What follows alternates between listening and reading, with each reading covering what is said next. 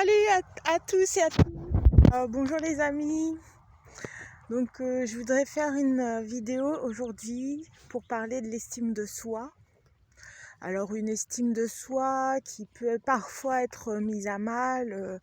D'abord dans l'enfance, la petite enfance. Bon, par rapport à nos besoins, par rapport à des besoins donc d'amour, de nourriture, d'eau, de sommeil, de tranquillité, et un besoin aussi de développement de l'intelligence qui ont pu être parfois mis à mal par notre mode d'éducation, notre environnement, les éducateurs, les tuteurs, les parents, la famille, voilà. Et puis toute une marmaille d'inconnus qui grouillent naturellement autour de nous. Alors la nature aussi a pu représenter une menace en termes de maladies, pour le développement de l'estime de soi. Bon bah c'est logiquement pas pratique de se faire mal, hein. Donc tout ce qui porte atteinte à la santé. Donc comme les fractures, les maladies. Bon, nous avons été vaccinés étant petits pour la plupart d'entre nous. Enfin, je vais reprendre ces propos personnellement, dire je, c'est très bon pour l'estime de soi. Alors, je reprendrai des propos que j'ai entendus ce matin dans une vidéo sur Facebook. Alors, j'ai pas été pointilleuse pour vous noter le nom, enfin mentalement c'est un peu dur pour moi de vous retranscrire le nom de cette personne, à quelle occasion exactement elle a prononcé ces paroles. C'était tout simplement que dans son discours, c'était un monsieur donc qui parlait en fait du secret médical, comment écrire un courrier en fait à l'assurance maladie et à son médecin traitant pour ne plus être harcelé au téléphone de par le contexte actuel politique et sanitaire. Donc en fait tout simplement il disait c'est pas une question de narcissisme de dire je, c'est une question de travail. Donc on travaille, donc on dit je. Donc je reprends je pour m'exprimer, pour te parler. Alors te c'est très anglais ou arabe, hein. Vous savez quand dans la langue anglaise et dans la langue arabe on dit you, c'est-à-dire vous. Le vouvoiement français très politiquement correct donc est transformé en toi. C'est un peu familier, mais c'est pas grave. Je préfère m'exprimer ainsi dans cette vidéo. Et en arabe, bon, c'est pareil. Je crois que le vouvoiement n'existe pas. Mais après, peut-être que je me trompe, hein. J'ai pas fait des études poussées sur le sujet, mais c'est ce que je devrais faire, ce que je compte faire alors. Donc, j'ai un petit accent wolof hein, quand je parle. C'est dû à mes origines. Donc voilà, je suis très libre dans ce que je dis, dans ce que je te dis.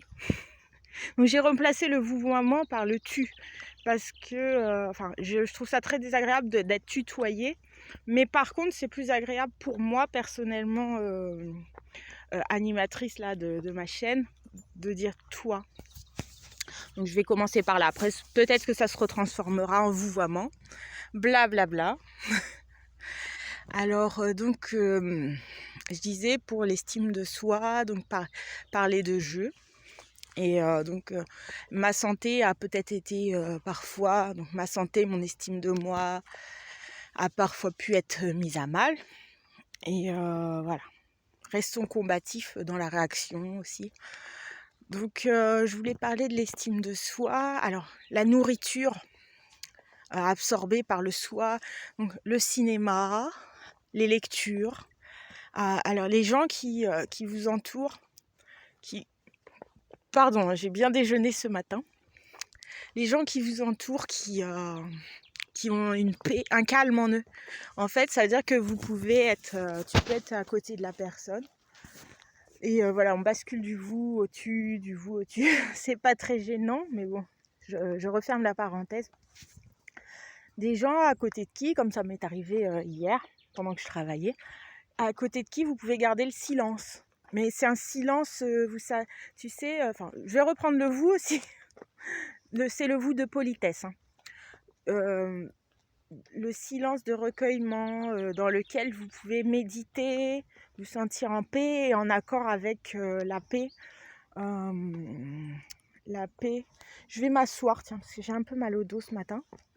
Et vous allez voir, derrière moi, je crois qu'il y a voilà, une petite forêt dans les champs. Je pensais d'ailleurs à une idée, ça aurait été de planter des arbres dans des champs pour rétablir des endroits de biosphère. Enfin, l'idéal, ce serait qu'il y ait une biosphère équilibrée partout, non plus de la pollution. Mais bon, par exemple, je conduis une voiture, il y a des pots d'échappement qui s'échappent. Et quand on se balade au bord d'une route, on sent tout de suite les odeurs des voitures. Donc ça reste bien pratique pour se déplacer à grande vitesse. Donc je vais raconter que pour l'estime de soi, j'étais dans mon introduction pour dire que là on peut faire plaisir aussi à ces animaux. Là par exemple je suis en train de balader les chiens, ils sont heureux, ils courent. Bon, ils sont dressés pour revenir. Donc voilà. Donc pour l'estime de soi, j'ai appris dernièrement à peut-être à rentrer chez moi.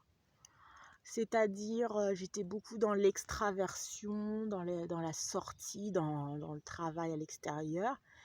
Et c'est pas une question de confinement, hein, mais retourner chez soi, c'est-à-dire en trouvant la paix, le recueil, le repos, voilà, apprendre à se reposer.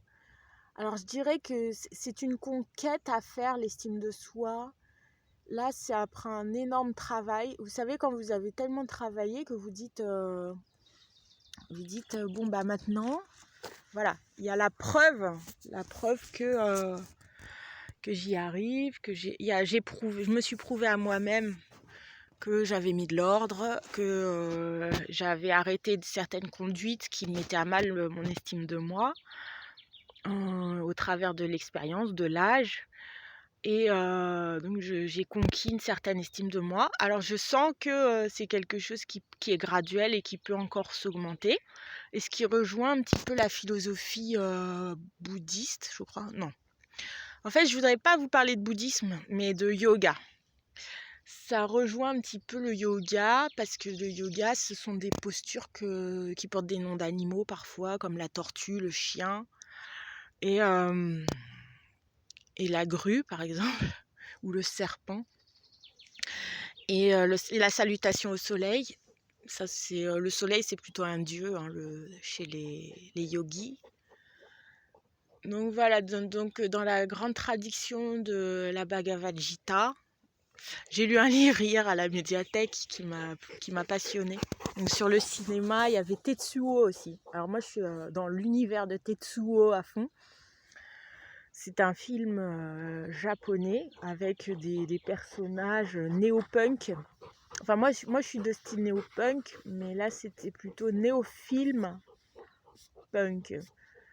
Et en fait, c'est un film sur des hybridations, en fait, entre la machine et l'être humain.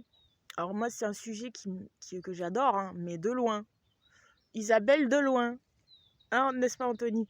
Non, mais en fait, c'est pas... le body art, c'est pas quelque chose qui me tente. Alors quand j'étais jeune, j'aurais bien fait des tatouages, des choses comme ça.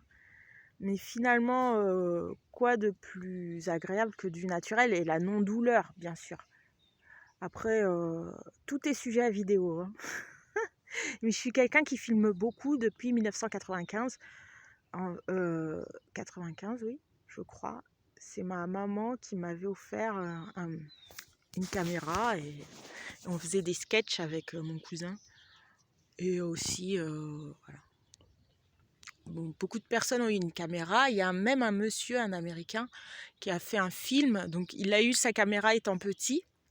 Et il a fait un film donc avec ces images où on le voit grandir. Et c'est très, très, très, très émouvant, très beau. Ça se rapproche du roman naturaliste, en fait, comme celui de Émile Zola avec Nana, la série des Rougon-Macquart. Donc, nous l'avons étudié au lycée. Et en fait, c'est des films, c'est pas des films documentaires, parce que c'est pas une étude non plus scientifique ou historique, hein, mais c'est un témoignage de vie. Et puis il peut y avoir des inclusions de poésie dedans, de romans de fantasy. Donc pour l'estime de soi, oui, donc le sport très important, mais je connais des personnes en fait, qu'est-ce qu'elles font? Elles feront jamais ce qu'elles ont pas envie de faire. Si vous leur dites, par exemple, vous êtes malade, bah, mangez ce médicament, ça va vous guérir, bah ils feront pas. Puis ils vont guérir autrement, hein. Je sais pas trop comment ils font. Mais c'est des gens, s'ils ont pas envie de bouger, ils vont pas bouger. S'ils ont pas envie d'ouvrir les volets et que il fait beau dehors, voilà, ils vont pas ouvrir les volets, ils vont rester chez eux.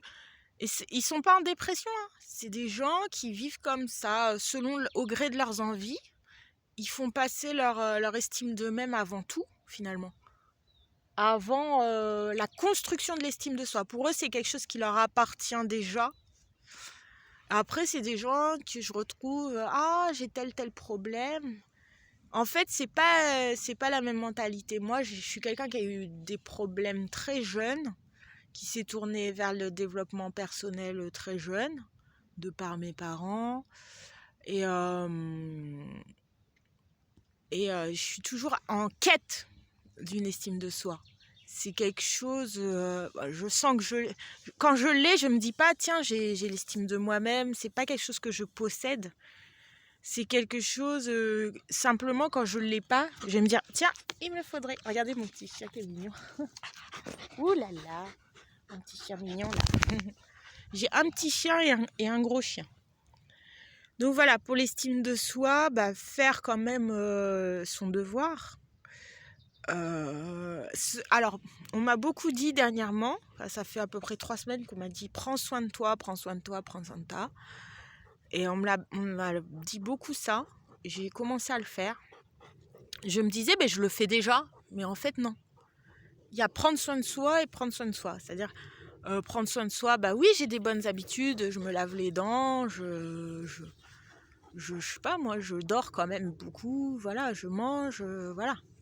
J'essaie de m'entourer de personnes gentilles, de ne pas faire de bêtises. Et il y a prendre soin de soi, vraiment se consacrer entièrement à soi. Alors, je sais pas comment expliquer. Non, vraiment, là, j'ai atteint un niveau où je suis rentrée chez moi et avec plaisir. Vous voyez, quand enfin vous vous posez et vous pensez à vos amis. Parce que quand vous ne pensez pas à vos amis, c'est comme si vous n'aviez plus d'amis. Donc pendant des années, pour moi, j'avais pas d'amis. Enfin, j'avais 1 ou 2 ou 3. Enfin, j'avais des personnes sur les doigts de la main, d'accord. Mais c'est-à-dire, là, vous vous souvenez de la richesse de votre vécu. C'est-à-dire d'être dans un endroit où vous pouvez vous recueillir sur vous-même et vous ouvrir telle une fleur de lotus. Voilà, donc là, je vais vous laisser. Et j'ai une sacrée coiffure. Je vais lancer une mode. Pour l'estime de soi, donc oui, j'allais dire une chose aussi, assumer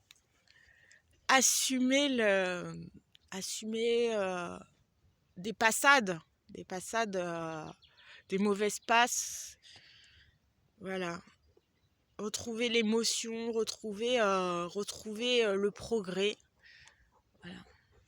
Allez, j'en dirai plus dans une prochaine vidéo. Je m'engage en tout cas à essayer de faire comme la psychologue là sur YouTube, une dame avec des lunettes rouges, toute mignonne, avec une coupe au carré, qui parle très bien des narcissiques. Je vous dirai son nom. Je crois que c'est Andra, mais je crois que c'est pas ça non plus. Voilà, je veux pas dire de bêtises, mais il y a des gens vraiment qui prennent leur sujet à cœur. Et pourquoi je parlais d'elle? Alors là, je parlais de cette dame pour faire une référence, pour dire... je sais plus. Ah si, pardon. Pour dire que je vais faire 2 vidéos par semaine. 2 vidéos par semaine, c'est un bon rythme. Donc là, par exemple, j'ai pas préparé la vidéo, mais la dernière fois, je l'avais préparée. Allez, gros bisous. Moi. Allez, à plus tard, hein.